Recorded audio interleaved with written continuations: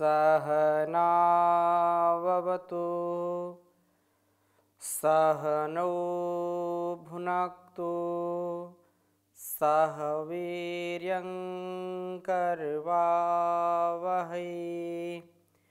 तेजस्विनावधीतमस्तु मा विद्विषावहै। ओम शांति शांति शांति।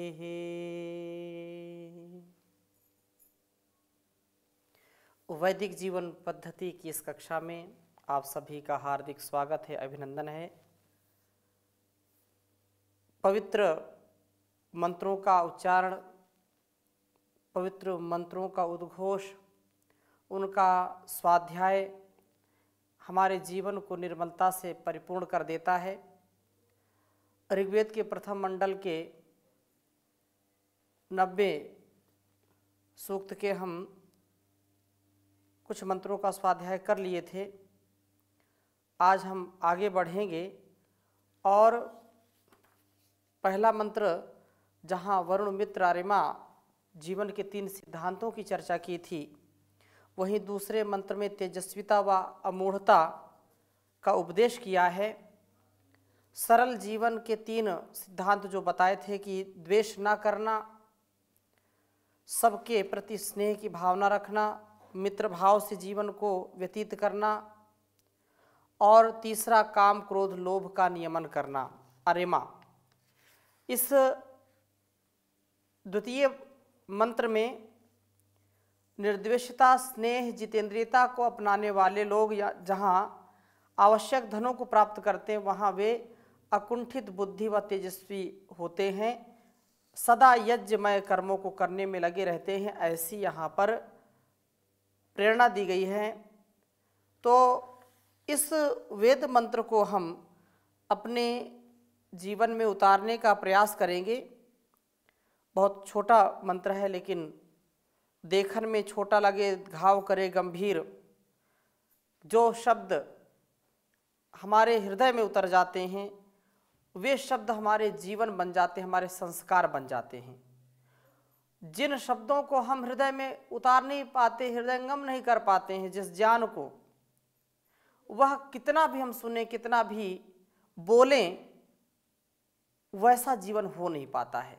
इसलिए अपने जीवन की, अपने शुभ कर्मों की सुगंधी हम चारों ओर फैलाएं। इसके लिए कल्याणी वेदवाणी का हम स्वाध्याय सतत कर रहे हैं। तेजस्विता की बात है, अमूढ़ता की बात है। मैं इस मंत्र को आपके समक्ष लिखता हूँ, फिर आगे चर्चा करूँगा। ओम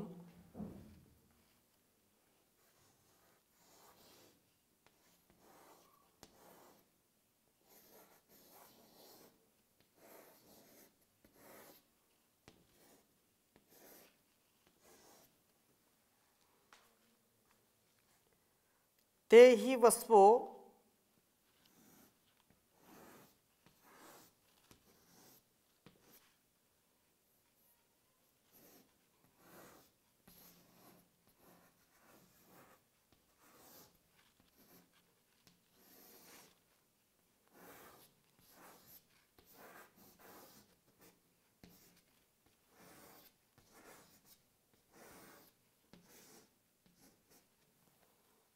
ते ही वस्वो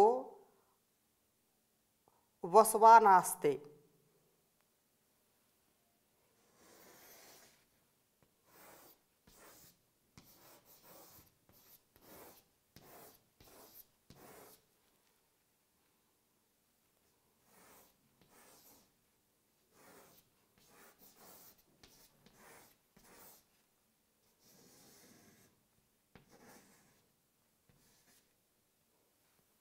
वस्वानास्ते अप्रमूरा।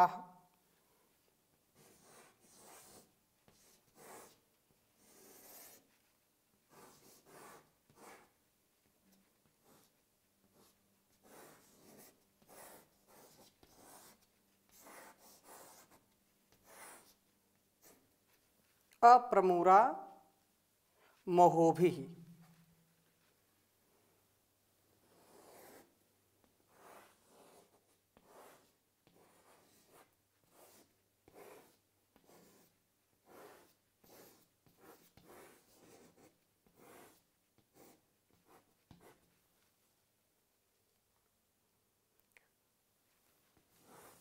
व्रता रक्षन्ते विश्वाः।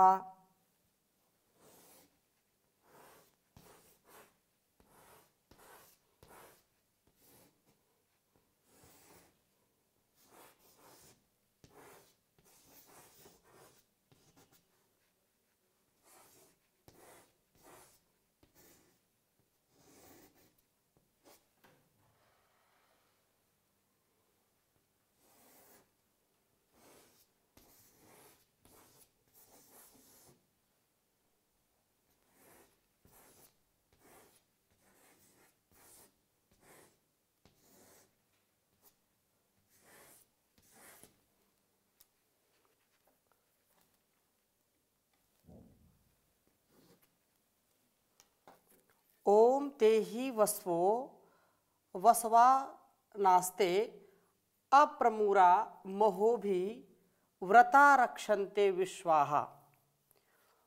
ओम ते ही वस्वो वसवा नास्ते अप्रमुरा महोभिः व्रता रक्षन्ते विश्वाः। ओम ते ही वस्वो वसवानास्ते अप्रमुरा महोभिः व्रता रक्षन्ते विश्वाः। वेद मंत्र का भावार्थ समझने का प्रयास करेंगे।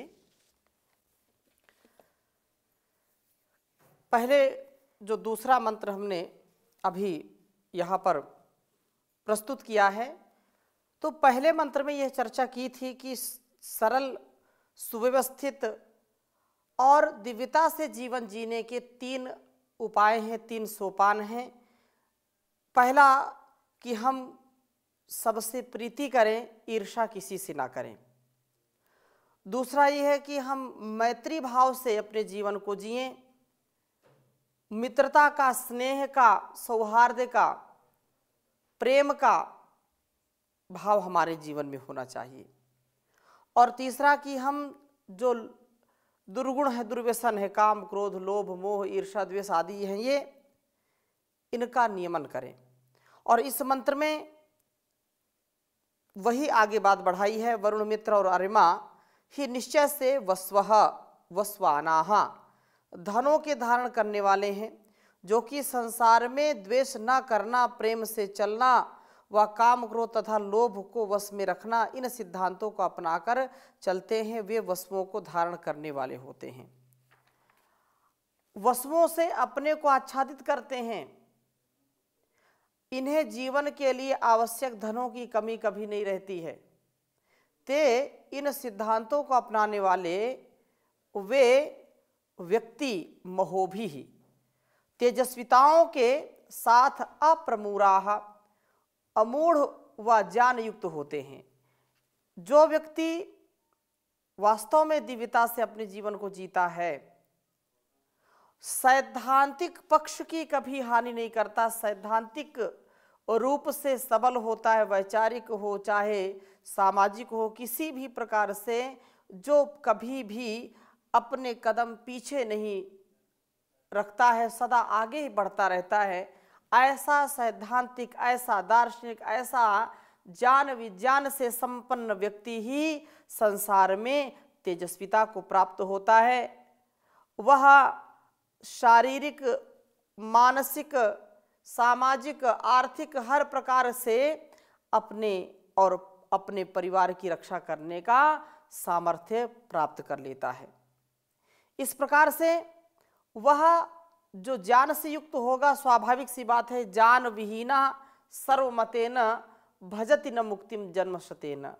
जो ज्ञान से विहीन है वह व्यक्ति कभी भी जीवन में महानता को प्राप्त नहीं करता है। महानता को वही प्राप्त करेगा जो अपने और शास्त्रों के, माता पिता, गुरु आचार्यों के दिए हुए ज्ञान का सदुपयोग करता है, उनका कभी अनादर नहीं करता है, शास्त्रों में कभी अश्रद्धा नहीं, माता पिता गुरु आचार्यों में अश्रद्धा नहीं, महापुरुषों में अश्रद्धा नहीं, हमारी संस्कृति, संस्कार और संस्कृत में जिसकी अश्रद्धा नहीं है, उसका जीवन सदा सदा सर्वदा सर्वत्र उन्नति को प्राप्त होता। कहीं भी वह रहे, किसी भी स्थिति में रहे, तो वह ज्ञान से युक्त होता है और इसके शरीर में बल होता है, मस्तिष्क ज्ञान से परिपूर्ण होता है। इस प्रकार से यदि हम करते हैं तो मस्तिष्क ज्ञान युक्त हो और हमारी भुजाएं शक्ति युक्त हो, बल युक्त हो, पराक्रम युक्त हो, पुरुषार्थ से परिपूर्ण हो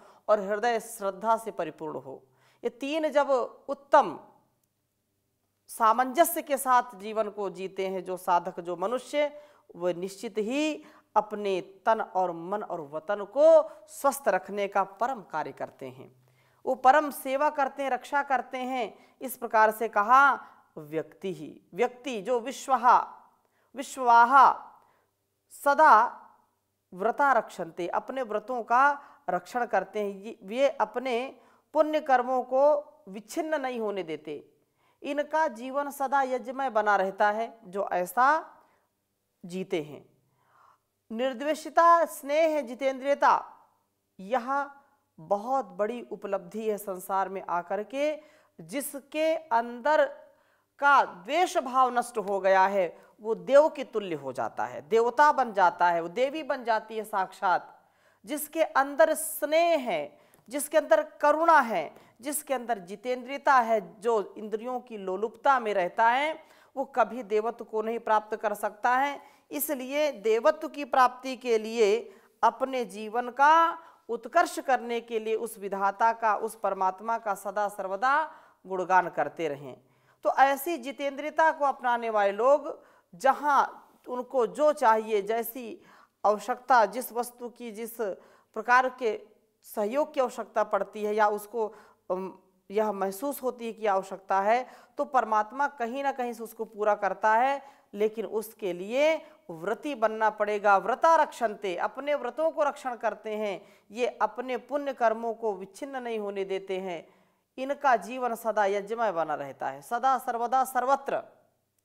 कितनी भी विपरीत परिस्थिति हो, कितनी भी प्रतिकूल परिस्थितियां हो, लेकिन जो सच्चा योगी होता है, जो सच्चा देशभक्त होता है, जो सच्चा ईश्वर भक्त होता है, माता पिता भक्त होता है, जो शास्त्र भक्त होता है, विद्या भक्त होता है, उसका कभी भी नाश नहीं हो सकता, कभी विनाश नहीं हो सकता है। संसार में आए हैं तो शरीर तो नष्ट होगा, लेकिन वो उसका शरीर न होने पर भी युग युगांतरों तक उसका नाम लोगों को स्मरण रहेगा और वह ऐसा करता रहेगा। ऐसा हमारे ऋषियों का जीवन था और अभी भी है, आगे भी होता रहेगा। तो इस प्रकार से इसमें कहा कि हम निर्देशता, स्नेह और जितेंद्रियता को अपनाने वाले लोग जहाँ आवश्यक धनों को प्राप्त करते हैं, वहाँ वे अकुंठित बुद्धि व तेजस्विता से युक्त होते हैं। बुद्धि व तेजस्वी होते हैं और सदा यज्ञमय कर्मों में लगे रहते हैं। तेजस्विता परम आवश्यक है और इस प्रकार से जीवन के उद्धार के लिए कल्याणी वेदवाणी का स्वाध्याय परम आवश्यक है। क्योंकि व्यक्ति के अंदर द्वेष की भावना आती है तो सारा उसका तप, उसके पूरे दिन भर की जो कमाई होती है एक क्षण में गंवा बैठता है। तो हम अपने को एक क्षण भी, सुबह जागरण से लेकर के शयन पर्यंत हम प्रसन्न रहें, किसी के प्रति भी हमारे अंदर द्वेष की भावना ना हो, छल कपट की भावना ना हो, तो हमारा जीवन खिल उठेगा। प्रभात में उठें और स्नानागार में जाते हैं तो आप दर्पण देखें और जाते ही मुस्कुराएं कि परमात्मा आज का आपने ये दिन दिया है मेरे लिए एक जीवन के बराबर है। मैं सदा हर पल इसको प्रसन्नता में व्यतीत करूंगा या व्यतीत करूंगी। मैं एक क्षण के लिए भी हिंसा नहीं करूंगा, हिंसा नहीं करूंगी। मैं एक क्षण के लिए भी किसी भी प्रकार से असत्य का, मिथ्या का और भी जो तमाम जो है हमारे दुर्गुण दुर्व्यसन हैं उनको आप दूर कर दीजिए। मैं सदा ऐसे ही हंसते मुस्कुराता रहूं। जब आईने के सामने, दर्पण के सामने प्रभात में ऐसा संकल्प करते हैं कि एक पल के लिए भी मेरे अंदर गिरावट ना आए, तो फिर धीरे धीरे वो ऐसा स्वभाव बन जाता है और हम हंसते मुस्कुराते रहते हैं। तो यहाँ पर जो बात कही है कि हम अपने अंदर की ईर्ष्या द्वेष से ऊपर उठ जाएं। बहुत बचपन में हमने एक किसी हिंदी के लेखक ने या कवि ने लिखा था कि ईर्ष्या तू ना गई मेरे मन से। तो ये ईर्ष्या जो है ना, ये बड़े बड़े लोगों को भी फंसा कर के रखती है। ईर्ष्या ऐसी ठगनी है जो अच्छे अच्छे योगियों को, अच्छे अच्छे विद्वानों को भी ठग लेती है। हम इसकी बारीकी को समझें और उस परमात्मा से सदा ध्यान अपना उसमें लगा के रखें। और बहुत सुंदर बात कही है कि परमात्मा का ध्यान करें, गुणगान करें उसका। दो घड़ी भगवान काले नाम तू, और करना छोड़ दे सब काम तू। दो घड़ी भगवान काले नाम तू, साथ ही कर यम नियम की साधना। दुर्व्यसनों को त्याग कर आराधना। साथ ही कर यम नियम की साधना। दुर्व्यसनों को त्याग कर आराधना। शुद्ध मन से कर ओम आलाप तू, और करना छोड़ दे सब काम तू। त्यज दुर्जनता तथा कुविचार को, और अपना ले सदा सुविचार को। मार्ग कर शुभ ग्रहण अपने आप तू, और करना छोड़ दे सब काम तू। बात अंतर आत्मा की मान कर, बात अंतर आत्मा की मान कर। पाप की और पुण्य की पहचान कर, तो न पाएगा पश्चाताप तू, तो न कर पाएगा पश्चाताप तू। और करना छोड़ दे सब काम तू, दो घड़ी भगवान काले नाम तू। कर्म शुभ कितना अशुभ कितना किया, कर्म शुभ कितना अशुभ कितना किया। मित्र ऋण कितना लिया कितना दिया, मित्र ऋण कितना लिया कितना दिया। दिल दुखा मत ले किसी का शाप तू। ये जो संसार में जो माया है, जो संसार का व्यवहार है, उस व्यवहार में हम पूर्ण दिव्यता को धारण करेंगे तो कभी भी दुख हमको नहीं होगा, कभी भी हमको क्लेश नहीं होगा। हम कष्टों से ऊपर उड़ जाते हैं, हमारे सारे कष्ट नष्ट हो जाते हैं। उस पर हम विश्वास तो करें, उस पर भरोसा तो करें, उस परमात्मा की व्यवस्था के ऊपर तो भरोसा रखें। ऐसा सामर्थ्य जब करेंगे, ऐसा सामर्थ्य जब आएगा तो व्यक्ति का व्यक्तित्व कृतित्व स्वयं प्रकट होने लगता है। इसलिए कहा, भरोसा कर तू ईश्वर पर, तुझे धोखा नहीं होगा।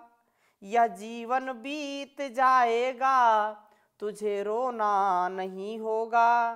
कभी सुख है कभी दुख है, ये जीवन धूप छाया है। हंसी में ही बिता डालो, ये हंसने की ही माया है। जो सुख आए तो हंस देना, जो दुख आए तो सह लेना। न कहना कुछ भी जग से, प्रभु से तू भी कह लेना। यह कुछ भी तो नहीं जग में तेरे बस की कर्म की माया। तू खुद ही धूप में बैठा लिखे निज रूप की छाया।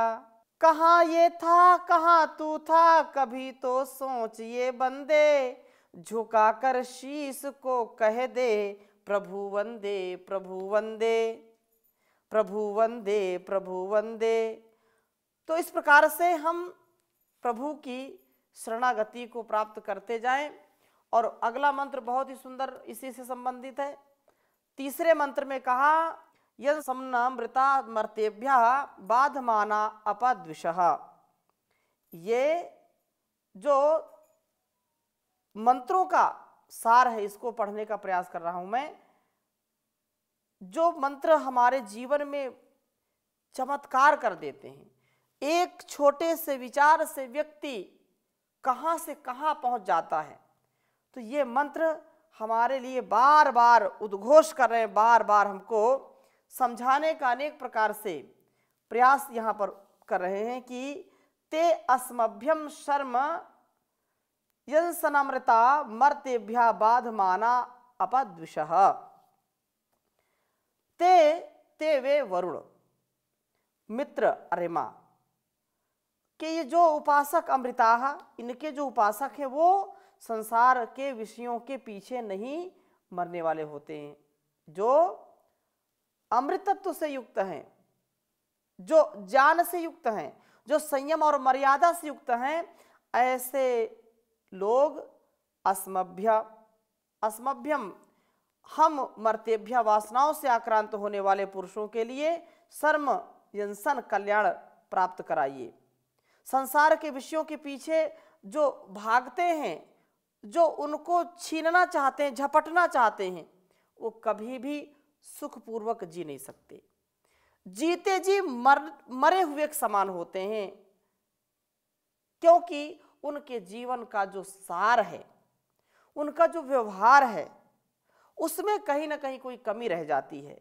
तो दुख से ऊपर उठना है तो कहा कि अपने जीवन के उदाहरण से तथा ज्ञान दे करके वे द्वेषा द्वेष की भावनाओं को अपबाधमानाः, हमसे बड़े खदेड़ने वाले हों।